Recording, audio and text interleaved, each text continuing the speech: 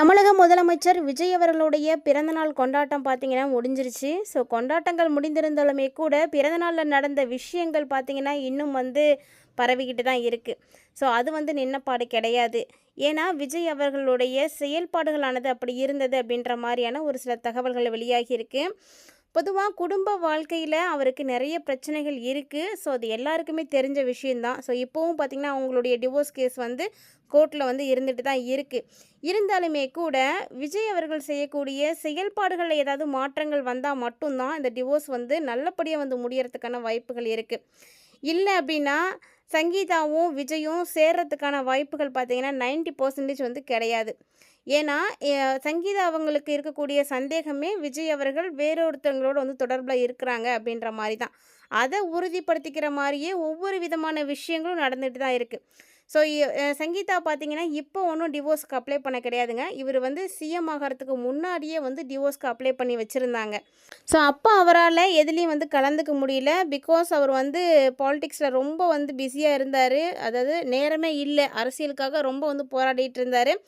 அந்த சூழ்நிலையில் அதை எல்லாம் அவாய்ட் பண்ணாங்க. அகெயின் பார்த்திங்கன்னா அவங்களுக்கு ஜூனில் இயரிங் இருந்தது. அதுலேயும் பார்த்திங்கன்னா அவங்களால கரெக்டாக ப்ராப்பராக அட்டன் பண்ண முடியல. அதனால் இந்த கேஸோட டேட்டை பார்த்திங்கன்னா ஆகஸ்ட் வரைக்குமே எக்ஸ்டெண்ட் பண்ணி வச்சுருக்காங்க. ஸோ ஆகஸ்ட்டில் தான் தெரியும் இவங்களுடைய டிவோர்ஸ் கேஸ் எந்த ஸ்டேஜில் இருக்குது அப்படின்றத. ஸோ அது வரைக்கும் உங்களுக்கு டைம் இருக்குது. ஸோ நல்லா பேசி அவங்களுடைய கருத்து வேறுபாடுகளை கலைச்சிக்கிட்டாங்க அப்படின்னா திரும்பவும் ஒன்றா சேர்ந்து வாழ்கிறதுக்கான வாய்ப்புகள் நிறைய இருக்குது. இருந்தாலுமே கூட அதுக்கு இடையில நடக்கக்கூடிய சம்பவங்கள் ஒன்றுமே சங்கீதாவுக்கு மேலும் சந்தேகத்தை ஏற்படுத்துகிற மாதிரி தான் இருக்குது. ஆல்ரெடி பார்த்திங்கன்னா விஜயும் த்ரிஷா மேடமும் சேர்ந்து ஒரு வெட்டிங் ஃபங்க்ஷனை போய் அட்டன் பண்ணதாக இருக்கட்டும். சமீபத்தில் பார்த்திங்கன்னா அஜித் சாருடைய அம்மா இறந்துருந்தாங்க. ஸோ அங்கே போன விஷயமா இருக்கட்டும், எல்லா இடத்துக்குமே இவங்க 2 பேரும் சேர்ந்து தான் போயிட்டுருக்காங்க. ஸோ இது ஒரு பக்கம் இருந்தாலுமே கூட விஜய் சாருடைய பர்த்டே, அதாவது அவர் முதலமைச்சரானதுக்கப்புறம் நடந்திருக்கக்கூடிய முதல் பிறந்தநாள் ஜூன் 22. ஸோ இன்றைக்கி நடந்த அந்த பிறந்தநாள் பார்த்திங்கன்னா இன்னுமே மிகப்பெரிய சர்ச்சையை கிளப்பியிருக்குன்னு தான் சொல்லணும். அவர் பார்த்திங்கன்னா தலைமைச் செயலகத்தில் கேக் வாங்கி வச்சுருந்துமே கூட அதெல்லாம் வெட்டலை. ஏன்னா அமோனியா கேஸ் லீக்கேஜ்னால நிறைய பேர் பாதிப்படைஞ்சிருந்தாங்க. அது மட்டும் இல்லாமல் 2-3 பேர் இறந்தும் போயிட்டாங்க. ஸோ அந்த ஒரு சோகத்தில் கேக்லாம் வெட்ட வேண்டாம் அப்படின்ற மாதிரி அவர் டிசைட் பண்ணியிருந்தார். ஆனால் த்ரிஷா அவங்களோட அதுக்கு முன்னாடியே பார்த்திங்கன்னா பர்த்டே செலிப்ரேஷன் முடிச்சிட்டாரு அப்படின்ற மாதிரியான வீடியோஸும் அந்த விதமான பிக்சர்ஸும் இப்போ பார்த்திங்கன்னா வெளியாகியிருக்கு. ஸோ அது பார்த்திங்கன்னா எல்லாருக்குமே மிகப்பெரிய சர்ச்சையை கிளப்பியிருக்கு. ஏன்னா சிஎம்மாக இருக்கார், தமிழ்நாட்டினுடைய முதலமைச்சராக இப்போ அவர் இருக்கார். முன்னாடி மாதிரி அவர் ஆக்டர் மட்டும் கிடையாது. இப்போ பார்த்திங்கன்னா நம்ம தமிழ்நாட்டுக்கே தலைவராக இருக்கார் அவர். அப்படிங்கும்போது அவருடைய செயல்பாடுகளை எல்லாரும் கவனிச்சிட்ருக்காங்க அப்படின்றத அவர் மறந்துட்டாரா எனக்கு தெரியல. ஸோ தமிழக மக்கள் எல்லாருமே அவங்கள பார்த்துட்ருக்காங்க தினமுமே. இது வரைக்கும் தமிழக மக்கள் அரசியலை ஒரு மிகப்பெரிய விஷயமாக பார்த்ததே கிடையாது. ஸோ நியூஸில் ஓடினாலுமே கூட அதை யாரும் பெருசாக கண்டுக்கிறது கிடையாது, வேறு எதோ போயிட்டாங்க. ஆனால் எப்போ விஜய் சார் சிஎம் ஆனாங்களோ அப்போலேருந்து ஒவ்வொருத்தருமே நியூஸை வாட்ச் பண்ணிகிட்ருக்காங்க. ஸோ ஒவ்வொரு நாளும் என்ன அப்டேட் நடந்துகிட்ருக்கு, அவர் என்ன செய்துட்ருக்காரு, அவர் என்ன மாற்றத்தை கொடுக்க போகிறாரு, தமிழக மக்களுடைய வளர்ச்சிக்கு அவர் செய்யக்கூடிய விஷயங்கள் சரியானதாக இருக்குமா இல்லையா அப்படின்னு ஒவ்வொருத்தருமே வாட்ச் பண்ணிகிட்ருக்காங்க. அதாவது பார்த்திங்கன்னா குழந்தைங்களில் இருந்து பார்க்க ஆரம்பிச்சிருக்காங்கன்னே சொல்லலாம். அவங்களுக்கு என்ன அதில் புரியுது அப்படின்னு தெரியல. ஆனால் விஜய் அங்கிளை பார்க்குறோம் அப்படின்ற அந்த ஒரு க்யூரியாசிட்டியிலே பார்த்திங்கன்னா அவங்களும் நியூஸ் பார்க்குறாங்க. ஸோ ஒரு சில விஷயங்களை இப்போவும் அவங்க கலெக்ட் பண்ணுறாங்க. அப்படி இருக்கும்போது சின்ன குழந்தைங்களில் இருந்து பெரியவங்க வரைக்கும் அவரை பார்த்துட்ருக்காரு. அப்படிங்கும்போது அவருடைய செயல்பாடுகள் கரெக்டாக இருக்கணும். அப்படி இல்லை அப்படின்னா கண்டிப்பாக அது தப்பாக தான் போய் முடியும். இது வரைக்கும் அவர் எப்படி வேணால் இருந்திருக்கலாம். இப்போது தமிழ்நாட்டினுடைய முதலமைச்சராக இருக்கார். ஸோ தமிழுக்காக தமிழா அப்படின்ற மாதிரி நிறைய விஷயங்கள் அவர் செய்துட்டு தான் இருக்கார். ஸோ அப்படி நீங்கள் உண்மையான தமிழன் அப்படின்னா தமிழ்நாட்டினுடைய கலாச்சாரத்தை சரியாக பின்பற்றணும். தமிழ்நாட்டுடைய கலாச்சாரத்தை படி பார்க்கும்போது ஸோ இன்னொருத்தங்களோட தொடர்பில் இருக்காது அப்படிங்கிறது நம்மளுடைய கலாச்சாரமே இது கிடையவே கிடையாது. ஸோ ஒருவனுக்கு ஒருத்தி அப்படின்ற ஒரு கலாச்சாரத்தின் மூலமாக தான் நம்மளுடைய தமிழகம் இயங்கிட்டு இருக்குது. ஸோ அதுதான் எல்லாருக்கும் பொருந்தும். ஸோ விஜய் அவர்களுக்கும் அதுதான் பொருந்தும். அப்படி இருக்கும்போது இவங்க செய்யக்கூடிய விஷயங்கள் பார்த்திங்கன்னா கலாச்சாரத்துக்கு புறம்பானதாக இருக்குது. ஸோ தன்னுடைய மனைவி சந்தேகப்படுறாங்க அப்படிங்கும்போது அதை அவர் கண்டிப்பாக அவாய்ட் பண்ணணும். இல்லை அப்படின்னா அது தப்பு அப்படின்ற மாதிரி அவர் ஏதாவது ஒரு ப்ரூஃப் காட்டி அதை அதிகாரப்பூர்வமாக வெளியிடணும். ஸோ 2மே இல்லாமல் அவங்க பக்கமும் சரியாக விஷயங்களை கொடுக்காம மக்களுக்கும் வந்து சரியாக தெளிவுபடுத்தாமல் இன்னமும் இந்த உறவு தொடர்ந்துட்டு இருக்குது அப்படிங்கும்போது அதுதான் மேலும் அவங்களுக்கு வந்து சந்தேகத்தை வந்து உண்டு பண்ணுது. சங்கீதா வந்து சேர்ந்து வாழணும் அப்படின்னு ஆசைப்பட்டாலுமே கூட ஒரு பக்கம் குழந்தைங்களுக்காகவும் மாமனார் மாமியாருக்காகவும் அவங்க ஒரு முடிவை எடுக்கிற சூழ்நிலை வந்திருக்கு.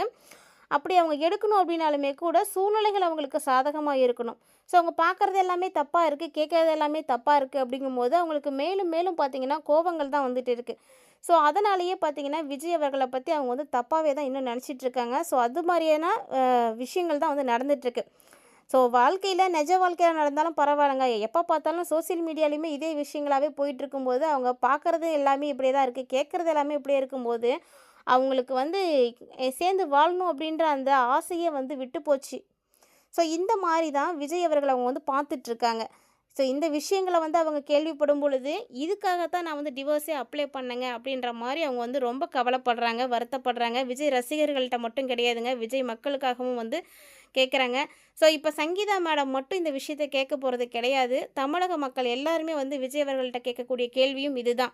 ஏன்னா அவர் அரசியலுக்கு வரத்துக்கு முன்னாடியே பார்த்தீங்கன்னா தமிழக மக்கள் எல்லாருக்கிட்டையும் ஒவ்வொரு வீட்டில் இருக்கக்கூடியவங்கள்ட்டையும் உங்கள் வீட்டு பிள்ளையா நினச்சி எனக்கு ஒரு வாய்ப்பு கொடுங்க, உங்கள் அண்ணனை நினச்சிக்கோங்க, உங்களுடைய தம்பியை நினச்சிக்கோங்க, உங்கள் பிள்ளையா நினச்சிக்கோங்க அப்படின்னு எல்லாருக்கிட்டையும் வந்து வாய்ப்பை கேட்டதே அவர் அப்படி தான் கேட்டார்.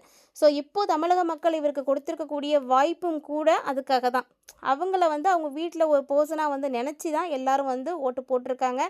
அவருக்கான அங்கீகாரத்தை வந்து வாங்கி கொடுத்துருக்காங்க. தமிழகத்தினுடைய முதலமைச்சர் அவர் வந்து பொறுப்பேற்றிருக்காங்க. அப்படி இருக்கும்போது ஒவ்வொரு வீட்டில் இருக்கக்கூடியவர்களும் கேள்வி கேட்கறதுக்கான ரைட்ஸ் அவங்களுக்கு வந்து வந்திருக்கு. ஸோ ஒரு வீட்டில் ஒரு அண்ணன் தப்பு பண்ணால் அந்த வீட்டில் இருக்கக்கூடியவங்க கண்டிப்பாக வந்து கேட்பாங்க.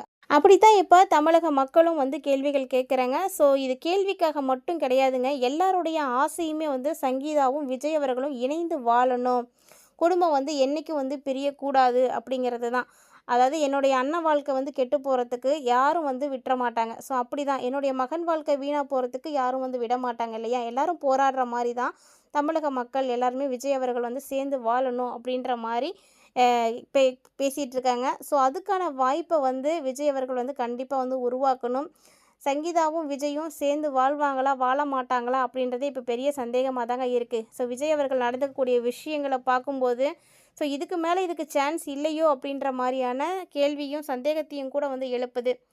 ஆனால் சோபா மேம் என்ன சொல்லியிருந்தாங்க அப்படின்னா 2 பேரும் வந்து சேர்ந்து வாழணும், ஏன்னா தமிழ்நாட்டினுடைய முதலமைச்சராக இருக்க நீ தான் வந்து ரோல் மாடலாக இருக்கணும் எல்லாருக்கும் அப்படின்ற மாதிரி அவங்க வந்து சொல்லியிருக்காங்க. ஸோ அந்த விஷயத்தையும் விஜய் அவர்கள் வந்து கண்டிப்பாக வந்து கன்சிடர் பண்ணணும். ஏன்னா நாட்டினுடைய முதலமைச்சர் அப்படிங்கும்போது எல்லா விஷயங்களும் எல்லாரும் பார்த்துட்ருக்காங்க. ஸோ கண்டிப்பாக இந்த விஷயங்கள் எல்லாத்துக்குமே, இந்த வதந்திகள் எல்லாத்துக்குமே சீக்கிரமாக அவர் வந்து முற்றுப்புள்ளி வைக்கணும் அப்படின்றது எல்லாருடைய எதிர்பார்ப்பாகவும் இருக்குது. ஸோ பொறுத்திருந்து பார்க்கலாம் விஜய் அவர்கள் என்ன செய்ய போகிறாங்க அப்படின்றத. விஜயும் சங்கீதாவும் சேர்ந்து வாழணும்னு ஆசைப்படக்கூடியவங்களாம் மறக்காமல் வீடியோ கீழே இருக்கக்கூடிய கமெண்ட் பாக்ஸில் கமெண்ட் பண்ணுங்கள். இந்த மாதிரியான அப்டேட்ஸ் எல்லாம் நீங்கள் உடனுக்குடன் பார்க்கறதுக்காக மறக்காமல் சேனலை சப்ஸ்கிரைப் பண்ணிவிட்டு ஃபாலோ பண்ணிக்கோங்க.